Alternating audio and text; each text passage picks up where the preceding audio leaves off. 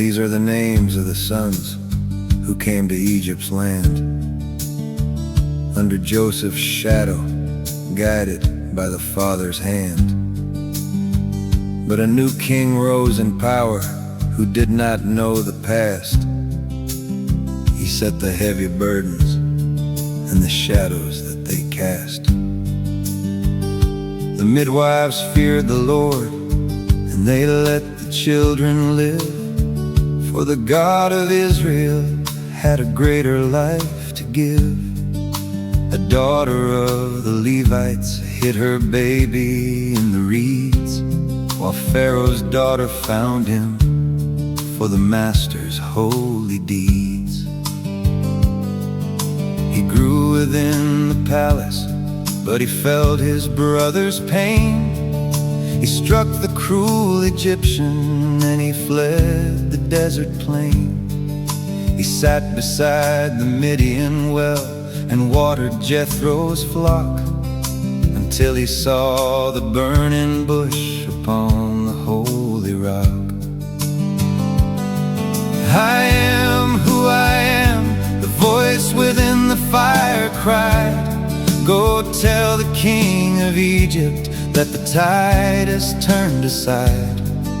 With Aaron by his side and the staff within his hand, he walked into the court to make the Lord's supreme command. The river turned to blood, and the frogs began to swarm, but Pharaoh hardened up his heart against the coming storm. Gnats and flies and livestock dead, and boils upon the skin. Still the king would not relent or turn away from sin.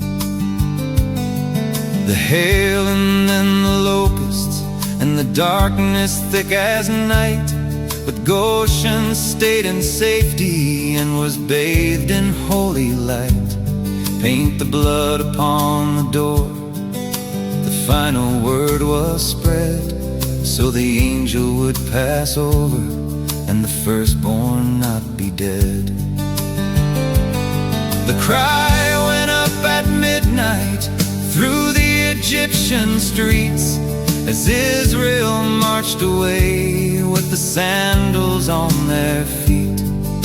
A pillar of the cloud by day and fire in the night, the Lord went out before them to be their only sight. Trapped against the Red Sea with the chariots behind, stand still and see salvation was the promise they would find. The water stood like walls as the people walked across, but Pharaoh's army vanished in the deep and heavy loss. Miriam took the timbrel and she sang a song of praise for the horse and for the rider that the Lord did surely raise. They murmured for the water and they hungered for the bread, so the manna fell from heaven and the multitude was fed. The water struck from Horeb flowed out from the flinty stone, to prove the God of Jacob never leaves his flock alone. They came to Sinai's mountain where the smoke and thunder fell, and God spoke out the covenant so Israel would excel. You shall have no gods before me, and no idols made of stone. Keep the Sabbath holy for the Lord and Him alone. Honor both your parents. Do not murder, do not steal, do not covet what is not your own, or break the holy seal.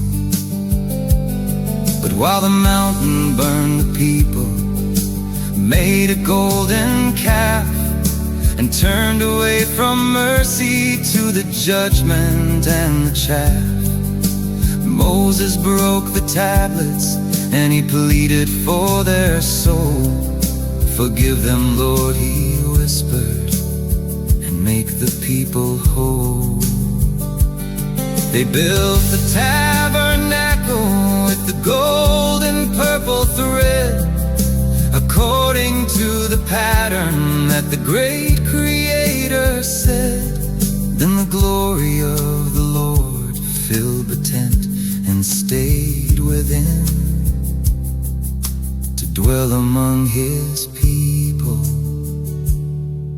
and to cover up their sins.